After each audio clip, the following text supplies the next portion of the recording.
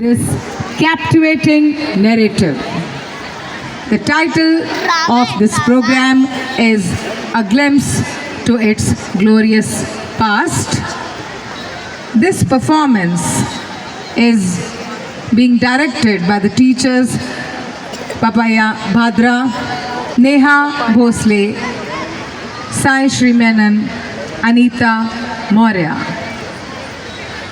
So let's witness a glimpse to its glorious past.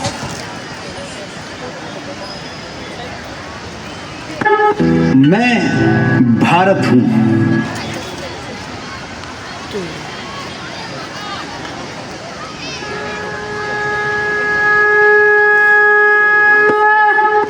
मैं भारत हूँ। मुझे वेदों की ऋचाओं ने जन्मा है। मेरे परिचय के लिए इतना ही पर्याप्त है कि अमृत स्वरूपा गंगा मेरी माँ है। मैं भारत हूँ। मैं ऋषियों के आश्रम में पला हूँ, युग पुरुषों की उंगली थाम के चला हूँ और संघर्षों की प्रचंड अग्नि में जला हूँ। मैं क्या उत्तर दूं उन इतिहासकारों को जो ईंट पत्थरों की गवाही के बिना गूंगे हो जाते हैं। 3400 साल पहले के अवशेष तो उन्हें दिखते हैं, लेकिन 5000 वर्ष पहले कुरुक्षेत्र में शस्त्र त्याग चुके अर्जुन को गीता का ज्ञान देते कृष्ण नहीं दिखाई देते। यदा यदा हि धर्मस्य ग्लानिर्भवति भारत अभ्युत्थानम् अधर्मस्य तदात्मानं सृजाम्यहम्। कथा संग्राम की विश्व के कल्याण की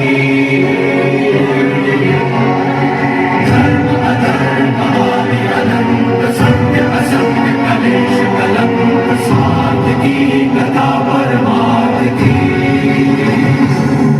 शक्ति है भक्ति है जन्मों की मुक्ति है जीवन का ये संपूर्ण सार है। युग युग से कण कण में सृष्टि के कण में वेदों की कथा अपार है।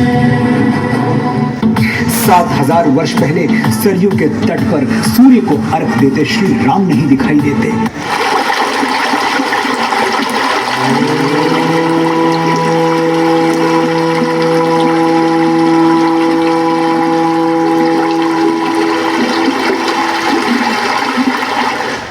और 8000 वर्ष पहले रची गई ऋग्वेद की ऋचाएं नहीं दिखाई देती।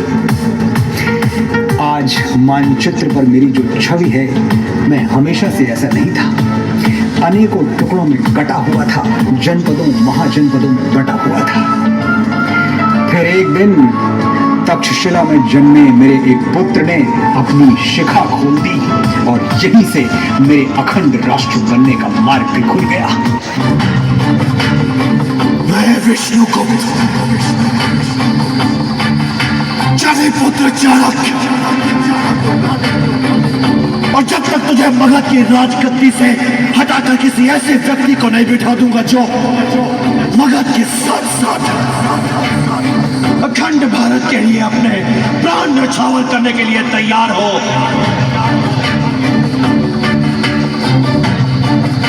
मैं अपनी शिखा नहीं बांधूंगा। खंड खंड बिखरे हुए मेरे अंग एक ध्वजा तले सिमट आए। आज की भौगोलिक भाषा में कहूं तो चाणक्य और चंद्रगुप्त ने मुझे बिहार से बलूचिस्तान और कश्मीर से कंधार तक फैला दिया।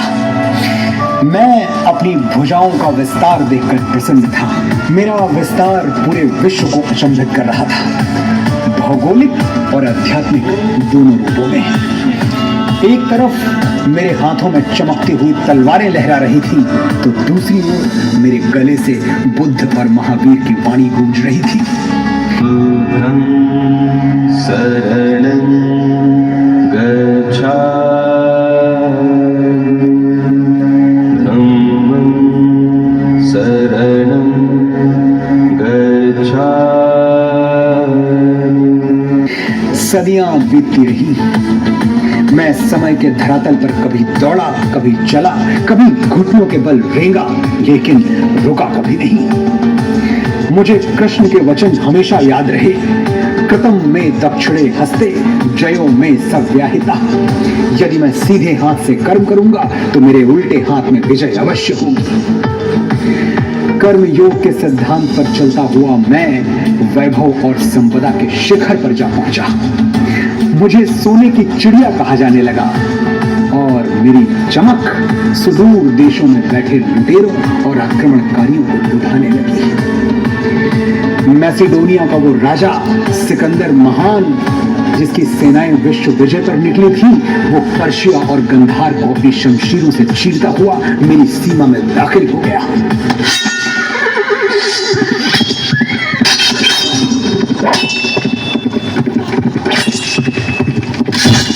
सिकंदर दुनिया का बहुत बड़ा भूभाग जीत चुका था और मुझे जीतने ही वाला था कि मेरा वीर पुत्र पंजाब का राजा पोरस उसके पागल घोड़ों के आगे दीवार बन के खड़ा हो गया। वो कहानी तो सबने सुनी कि सिकंदर ने मरते हुए कहा था, मेरे हाथ मेरी कब्र से बाहर रखे जाएं ताकि संसार को पता चले कि सिकंदर भी दुनिया से खाली हाथ गया। लेकिन किसी ने ये नहीं पूछा कि वो हाथ खाली किसने किए थे। मैंने किए थे, मेरे पोरस ने किए थे। पर सिकंदर आखिरी नहीं था। अरब, महमूद, तुर्क, तैमूर और मंगोल भी घोड़ों पे चढ़ के धूल उड़ाते हुए आए और मेरे मंदिरों का सोना चुरा ले गए, मेरे ग्रंथ जला दिए, मेरा इतिहास छिन्न भिन्न कर दिया। अनगिनत घाव लगे मेरे बदन पर, लेकिन विश्व बंधुत्व का आदर्श छाया रहा मेरे मन पर। मैं परदेसी शमशीरों की चोट खाता रहा और अतिथि देवो भव दोहराता रहा। मेरी यही शांति प्रियता 7 समुंदर पार से आए हुए अंग्रेजी सौदागरों के लिए वरदान। मेरे राजाओं के दरबार में जमीन पर नाक रगड़ने वाले ये गोरे अचानक राजसत्ताओं के स्वामी बन बैठे। विक्टोरिया की भेजी हुई पीढ़ियों ने मुझे ऐसे जकड़ लिया कि मेरी रक्त शिराएं पीड़ा से कराह उठी। सैकड़ों वर्षों तक विश्वासघात के धुएं में मेरा दम घुटा। मुझे याद भी नहीं आता कि कितनी बार मेरी गरिमा का हनन हुआ, कितनी बार मेरा स्वाभिमान लुटा। लेकिन मैंने भी ऐसे लाल पैदा किए थे जो रंग दे बसंती गा के मेरे लिए फांसी के तख्ते पर झूम गए। रंग दे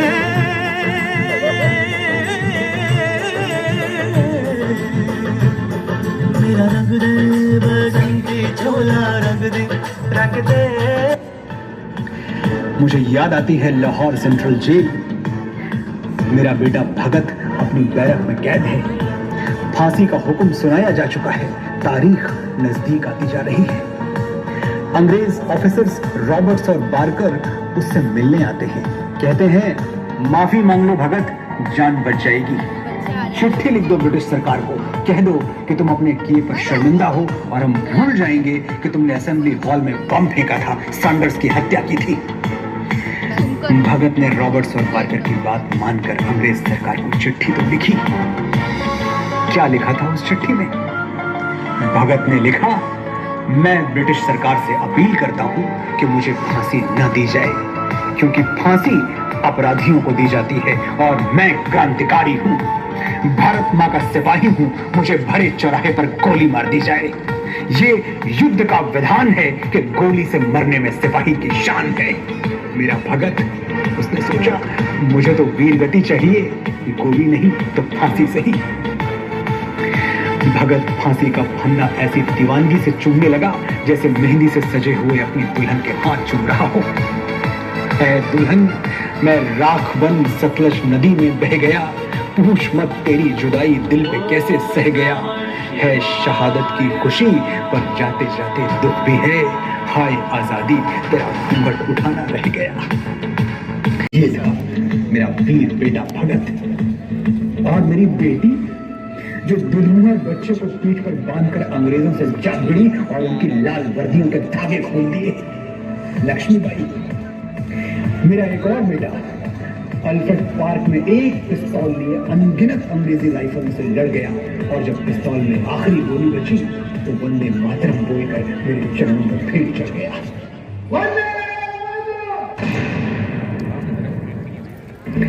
पच्चीस बरस की भरी जवानी में आजाद मुझे छोड़ दिया।